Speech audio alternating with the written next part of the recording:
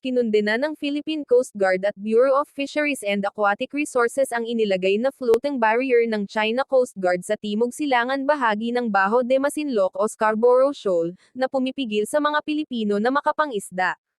Nabatid na ang floating barrier na may habang 300 metro ay nadiskubre ng PCG at BIFAR personnel, nalulan ng BRP Dato Banco nang magsagawa ng routine maritime patrol, noong ika-22 ng Setyembre 2023 sa bisinidad ng BDM.